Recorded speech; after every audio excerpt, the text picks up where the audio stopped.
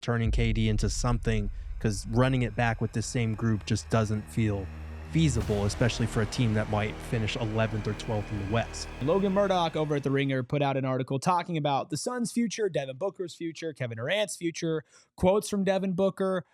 Gerald, what was the number one thing that stood out from you when you read that article? Well, I mean, the first thing was the quote from Logan about Kevin Durant and his potential future here in Phoenix. He said league sources suggest that Durant, who will be eligible for a 2-year, $122 million extension this offseason, would be open to a return. We've been talking about this a lot since basically the trade deadline, that, Kevin Durant, when he first spoke to us after finding out about the reports that the Suns had dangled him in trade talks after reportedly shutting down a trade to go back to the Warriors, he had continually brought this up, like, you guys shouldn't be asking me how I feel about the Suns. Like, I'm not the one that tried to trade myself. We've been saying for weeks now that Kevin Durant wants to be here, that he wants to make this work, that he wanted to retire here. And sure, I'm sure being dangled at the trade deadline made him feel some type of way, but that doesn't necessarily mean that he's going to force his way out. Now, the question is, do the Suns still want him around? Which sounds crazy on paper, but you look at their situation. If they're about to miss the play-in and they have to shake things up and they cannot get rid of Bradley Beal's contract, yeah, it makes sense that Kevin Durant winds up being kind of the fall guy in terms of restructuring something, turning KD into something, because running it back with the same group just doesn't feel feasible, especially for a team that might finish 11th or 12th in the West. Yeah, I don't think Kevin Durant is the problem. Trading him might be a way to find a solution, but I personally would choose to keep Kevin Durant on this team 10 times out of 10. Mm-hmm. I would really like to find a way to move around the margins. I think trading Bradley Beal has to be priority number one.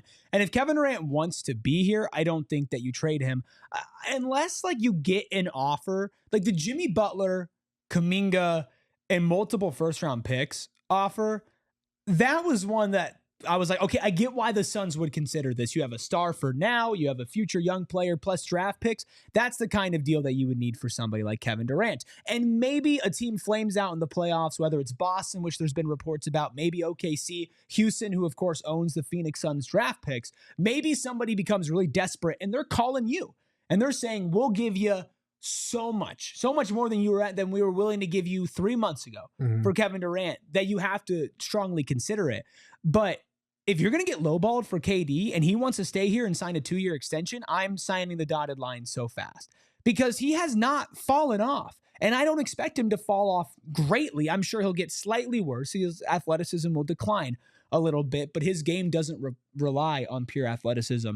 I hope that this relationship is still salvageable. I know that there will be a lot of reports about Kevin Durant and being traded, because when NBA media and opposing GMs smell blood, they go for it and they try to push narratives. But we're not going to know, Gerald, and it's going to sound really stupid to say, until we know. Until something actually materializes, I think anything is on the table. Yeah, I would agree with that.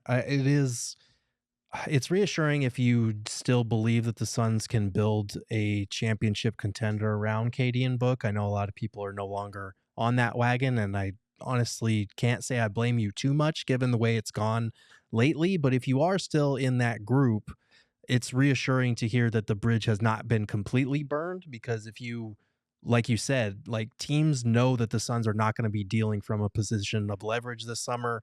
They are not going to be sending their best offers, for that type of Godfather offer that you were speaking to.